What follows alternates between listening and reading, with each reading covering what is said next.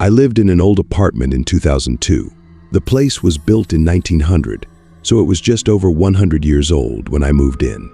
The living room and kitchen were fine, but the bathroom and bedroom were unnerving, like I just always felt like I was being watched, especially in the bedroom if the closet door was open. Those unnerving feelings just became moderately uncomfortable as I settled in. I felt safe in the bedroom, but only if the door was locked. One night, I was dead asleep when there was a loud bang on my bedroom door. When I got up the courage to get out of bed, I checked the apartment and all the windows were closed and locked from the inside. The door still had the chain secured. No one was in there. I mentioned the closet in the bedroom. I never liked going in there, and I never liked if the door was open. For some reason, in my head, I would hear gasping noises. So for that reason, the closet stayed closed. A month or more after I was woken to the bang on my door, I was dead asleep. But something woke me up, and it was a pressure on me like being held down. It was pitch black in my room. I couldn't see anything, but I knew some was standing over me. When I could finally turn on a bedside lamp, no one was there. After that, I couldn't sleep in the dark. I had to sleep with a lamp on. That incident scared the life out of me. And after that, the unnerving feeling of being watched intensified. Friends would come over and comment about being uncomfortable in the bathroom like being watched. It became so uncomfortable for me. When I had the chance to move to another unit, I jumped at it. I packed up and got out. After me, several people rented the apartment, and they would move out within months. I became friendly with the building manager, and I told him that I felt the place was haunted. He kind of laughed it off. Years later, they were renovating the place. The building manager was doing some painting there, and the building owner was there too.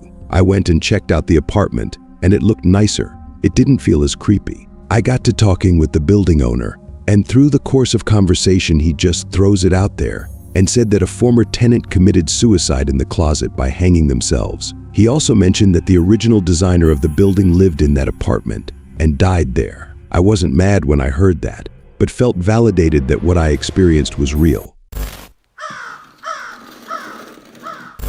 My house was built in 1904. It is a single-family home, wood frame setting on a concrete block foundation. I have been living here for about 12 years. Of all the weird things that my siblings and I have seen or heard in this house, this one event is my favorite. This happened to my brother. About 10 years ago, my brother and his best friends had started a garage band playing mostly Spanish rock, alternative music, but in Spanish. His friends could only get together on Sunday afternoons. They would practice into the early evening. They would usually call it quits by 8 p.m.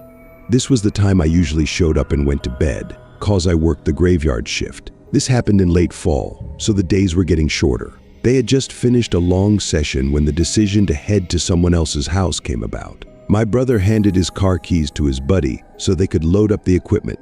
Everyone had filed out of the basement. The tricky part was that they needed to walk all the way to the back of the basement, up the back stairs, through the kitchen doorway, down the hall, into the living room, and out into the front porch. Everyone was outside sitting in my brother's truck, waiting for him. My brother was walking up the back stairs when he remembered that he had left his pancakes in a to-go container sitting on a speaker in the basement. He made the decision to go back. Now the basement is not clean. With full sight lines, there have been partitions made, and the boiler and main heating unit are right smack in the middle. So after my brother walks back, he is about to retrieve his food container, when out of the corner of his eye, he sees it. It is a shadowy figure, right at his peripheral vision. This feeling of dread and uneasiness washed over my brother. We had been taught that if you are in the presence of a spirit or ghost and you felt a bad vibe, to say quick prayer or to cuss at it. My brother chose the latter. He basically just told it, "Hey, fuck you. I don't have time for this shit."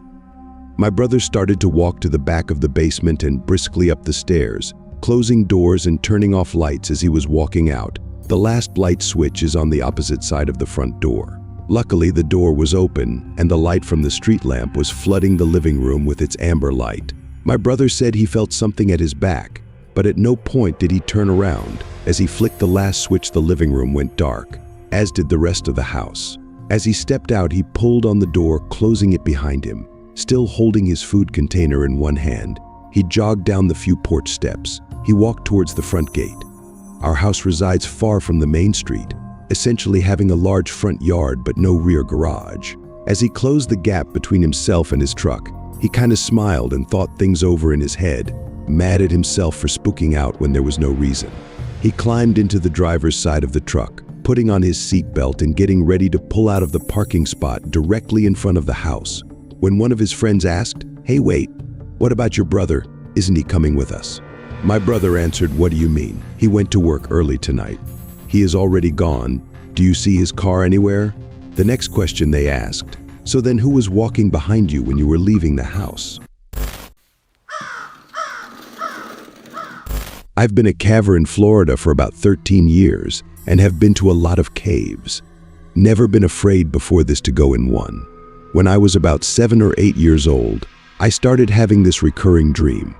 I would have it at least twice a year, always the same, even though I would realize I was dreaming after the first few iterations. I would fall asleep and dream of being in a cave and going into this little hole in the bottom. Inside, I would see a 10 to 15 foot long corridor about 2 to 4 feet high. At the end, it would always turn left, and I always saw a bent red stop sign at the end, like someone ripped off the top 2 feet and tossed it in. But I would always follow the corridor.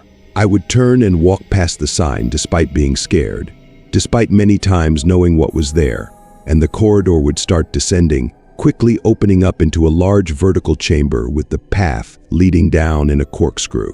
Everything became blurry at this point, but it was always the same. I saw trash scattered on the walls. I saw the pit leading down to a curved floor. I saw things, undefined animals, or people, or something else at the bottom. And I saw my family, each with one of the things, being tortured and killed every time. And I could never do anything. After I saw that, I would be stuck for a few seconds until everyone turned and looked at me, and I would wake up, not like a normal dream where you just drift to consciousness, or a nightmare where you bolt up in fear, but like something pushed me out, like I wasn't supposed to be there. So I have this dream multiple times a year until I turned 15. I did tell a friend about the dream before and about what happened next. When my father decided to take us to some caves we had never been before, one of which was Dog Drop. It was likely named because someone either threw their pet in there or a coyote fell in and the body was later discovered. Dog Drop had a roughly 30-foot rappel straight down to enter. I went down with my brother while my father waited up at the top. There was a hole in the ground. I started to feel uneasy, although I didn't know why. So I followed my brother into the hole. I felt worse as I moved down. And when I looked up, I saw the same corridor, the same turn, the same wall, the same bottles at the corner. And I instantly was hit with this overwhelming sense of nausea and fear and being watched, and everything was screaming at me to leave. I froze and must have made some noise because my brother turned around and asked what was wrong. I managed to say I wanted to leave now and climbed out as quickly as I could, followed immediately by my brother. We packed up and left. Never have gone back and never will.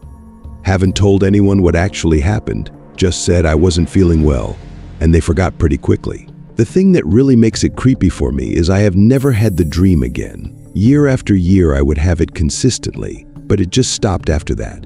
But I still remember it all, and I still feel afraid, almost an external fear, when I think of it. When I was in high school, my uncle would throw me a couple bucks to help babysit his kids with my aunt. They lived in a 2-story house by the water, a nice area. The kids were about 3 and 6. One day I was sitting in their den and I was on my phone when I started to hear a baby crying. Thinking it was the 3-year-old, I headed to the bottom of the stairs to check and see if my aunt was up there dealing with it. I called for her a couple times with no response. The baby kept crying. I called for her one more time, and when I got no response, I started walking up the stairs. Then I heard my cousins and aunt playing outside. All the hairs on my body stood up, and I literally felt a chill run down my spine. I quietly turned around, walked down the stairs, got in my car, and drove away. The baby was still crying when I closed the door behind me. A few years later, I was drunk at a family party and told my uncle the story. He told me that he and his wife used to hear the baby too. And apparently the previous owners had a kid die of sudden infant death, or SIDS, in that room upstairs. He's uber Catholic and had a mass said for the baby. He said after that it never happened again.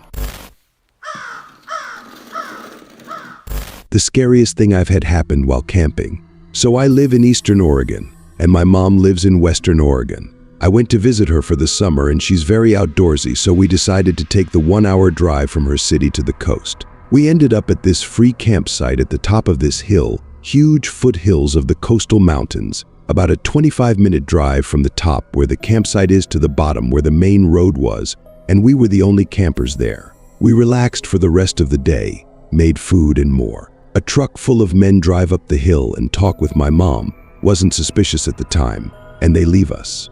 Fast forward to the middle of the night. I wake up to my mom sitting straight up in the tent. I woke up easily, so I heard her gasp and it woke me. As soon as she saw I was awake, she put her hand over my mouth because I was starting to ask her what's wrong. It was dead silent, and all of a sudden heard footsteps right beside the tent. The little flap that covers the zipper was even moving. Thankfully, my mom has quick wits and said very loudly, "Kenny grabbed the gun." Kenny is my dad, although that doesn't matter. And mind you, he was not there. Just us girls, like I previously said. They left. No harm was done. Thank the Lord for my mama.